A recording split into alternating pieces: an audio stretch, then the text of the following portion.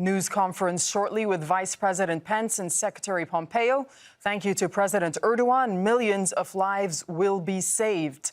Let's bring in Patty Culhane. She's joining us from Washington. And listening to the Vice President speak in Ankara, he seemed to be crediting the ceasefire to the strong relationship Turkey and the United States have, and also the strong relationship between the two presidents, Erdogan and Trump. Patty, talk us through what you heard during that press conference out of Ankara.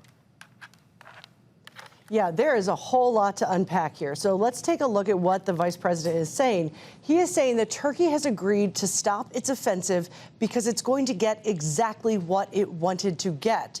They're going to get the safe zone, allegedly, according to Mike Pence. The question is, and he kept saying, well, it's happening now, the YPG, the SDF, they're moving, we're helping them move. One of the things I'm going to be asking in the Pentagon, how is that happening? You've already admitted that the U.S. troops have moved out of there, going so far as to blow up their bunkers and their ammunition in a hasty retreat. The other question I have is, why would the YPG listen to the United States? And the vice president actually said, we have a good relationship with them because we worked with them to fight ISIL. But then they abandoned them to the Kurds. So he said that they have an agreement with those fighters to basically withdraw from that 32-kilometer area that President Erdogan always said that he wanted. Stand by for a moment, Patty. Apologies, because we're just going to cross back to Ankara and listen to what the Turkish foreign minister has to say. Protecting territorial integrity of the Syria, according to United Nations Resolution 54, we expressed, reiterated that our obligations to this. And also we confirmed our solidarity as allies. YPG will withdraw within the 120 hours. Then we will stop. We will not stop the operation yet, but we will put it on a hold because ceasefire can only be agreed between two sovereign states. The terrorist operations were the target of the operation, so we are just putting it on to hold, allow terrorist organizations to withdraw from the area. Once they leave the area and completely withdraw, then we will stop the operation. Ve biz operasyona ara verdiğimizde ABD tarafı yaptırım girişimlerini durduracaktır. When we put operation on a hold, USA will lift sanctions, and once we comply with all the conditions, that is, within the 120 hours, once the YPG withdrawal is completed, then operation will be stopped. And then current sanctions will be lifted. At the east of Euphrates, we will cooperate regarding to our fight against Daesh. And Turkey was determined to fight with Daesh until now, and more than 4,000 Daesh Daesh members neutralized. And we always reiterated that when fighting with terrorist organizations, there is no need to use another terrorist organizations. Therefore, we agreed to cooperate in fight against Daesh. Our president's strong leadership enabled us to reach this resolution, and USA delegations was visiting here.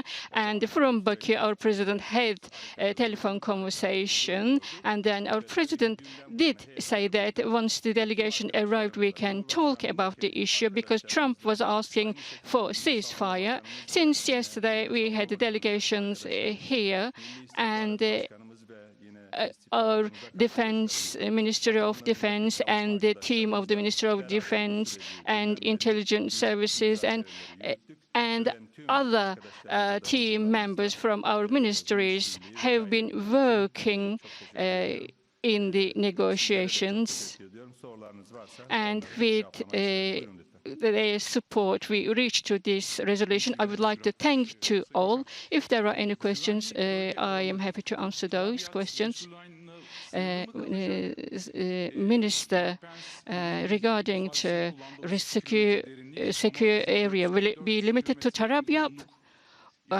Pence used about 20 miles, but previously it was mentioned that 440-kilometer length.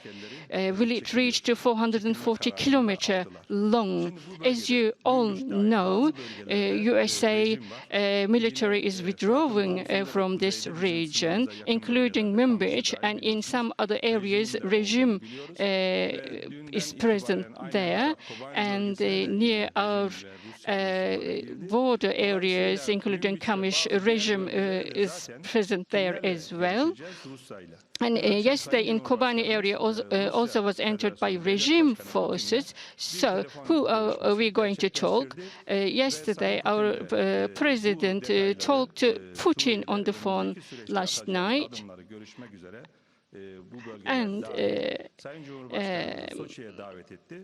And talk about the steps will be taken in Syria.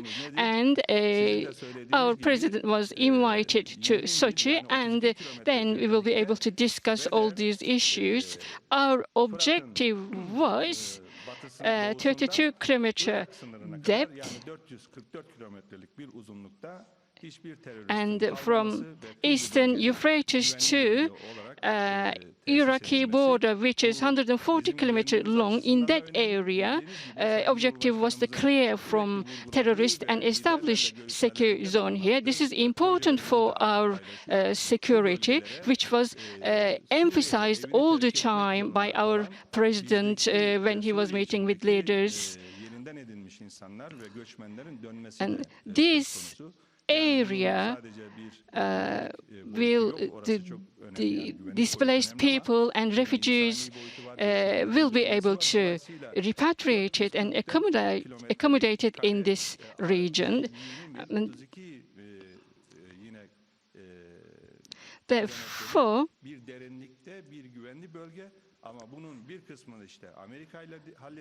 the safe zone area is 440 kilometer and 32 kilometer depth.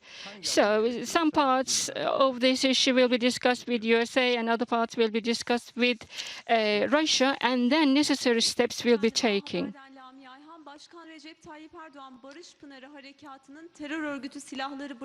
From Ankara,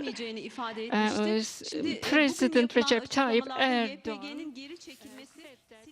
You're listening to the Turkish foreign minister speaking from Ankara. He was speaking right after the U.S. Vice President Mike Pence and the Secretary of State Mike Pompeo also spoke from the capital. The Turkish foreign minister confirming the suspension of the offensive that's taking place right now in the northeast of Syria. Let's bring in Patty Culhane once again. She's joining us from Washington. Patty, because you were unpacking the U.S. side of the story for us and talking us through what the U.S. Vice President had to say about the ceasefire. So let's go back to that. So let's think about what Turkey wanted at the onset of this. They wanted a free and clear 32-kilometer deep zone into Syria. And the foreign minister, or the spokesman just there, said that the goal is to repatriate up to hundreds of thousands of Syrian refugees into that area. That is exactly what the SDF, the YPG, did not want. And so let's think about what the vice president just said. He's basically saying through 5-day ceasefire that Turkey is going to get exactly what it wanted at the onset. It's going to get this safe zone. Then he went on to say, we have a great relationship with the YPG because of our long-term fight with them against ISIL.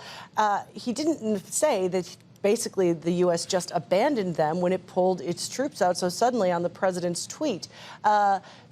He said that they are going to move back. Now, he said they have assurances. He said it's happening right now, that the U.S. military is, in fact, helping make that happen. We're going to be asking the Pentagon if that is, in fact, true, because according to the Pentagon, the U.S. forces that were there have pulled out and did it in such a hasty way that in some cases they were forced to bomb their ammunition so it wouldn't fall into Turkish hands. Not a very effective method to do it, but it does show just how hasty of a retreat it was. So this is the vice president putting the spin on it that this is all fine and good and the YPG is going to listen. But I think we just heard again from the spokesman. The key player here is not the vice president. It's not President Trump. It's Vladimir Putin. And so he said he's going to go and talk to Vladimir Putin because the YPG, the SDF, they are now aligned with Russia and the Syrian government. So if they're going to move, it's going to be because those people told them to.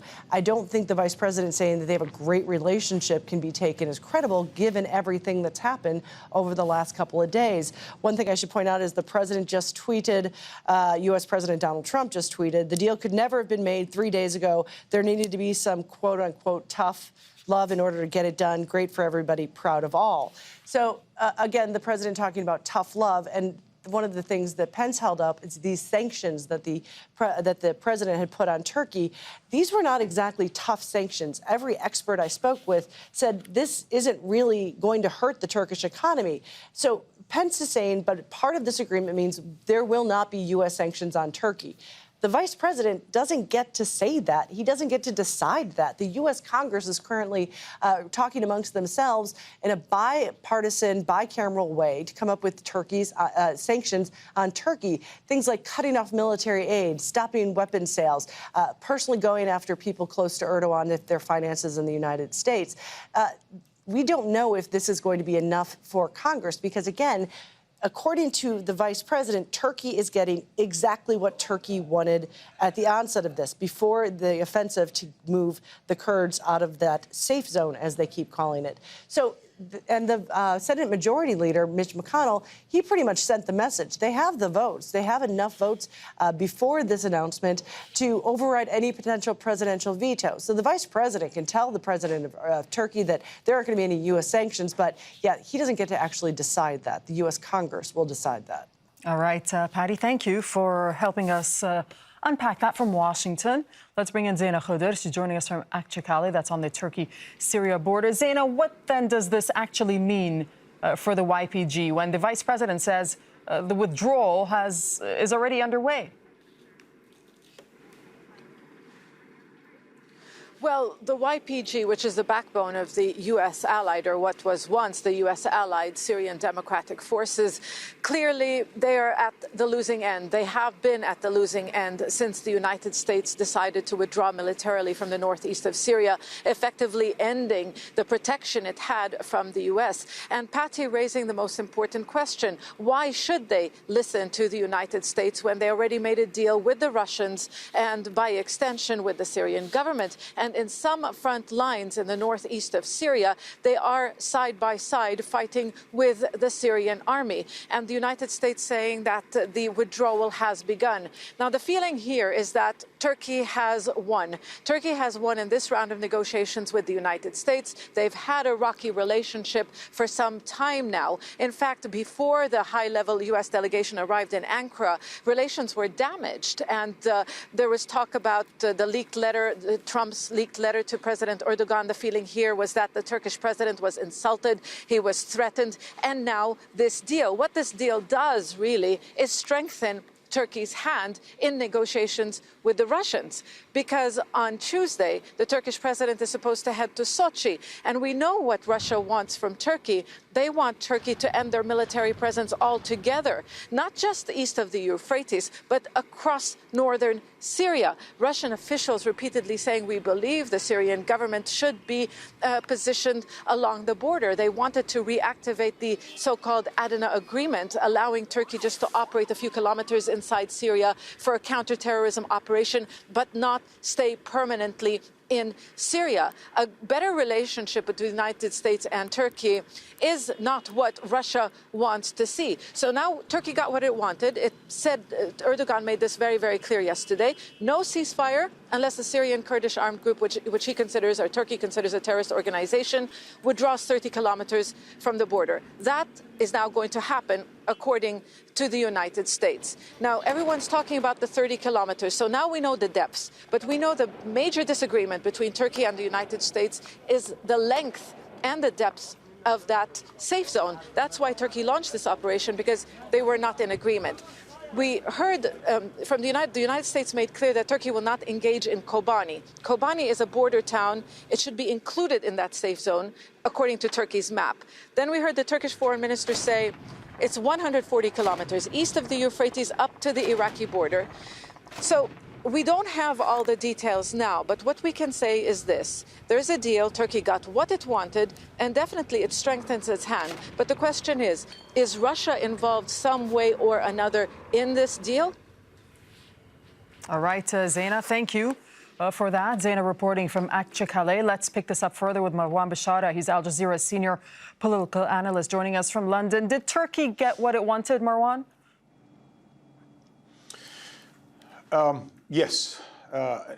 Not even more so, I would say, Doreen, that what Vice President Pence is calling a ceasefire, it's looking more and more like a surrender of the Kurdish forces / the United States to Turkey on Turkish conditions, I would say. But as Zaina said, and this is very important, it of course remains to be seen, what do we mean by the safe zone? Is it the 300, is it the 32 by 400 kilometers, or is it 150? Of course, we probably need to look at the maps in the next 5 days. But my understanding is that the Kurds should have expected this result long ago. Yes, as Zaina said, since the United States expressed its intentions to withdraw. But really, we've known in this region for a century now that geography trumps strategy.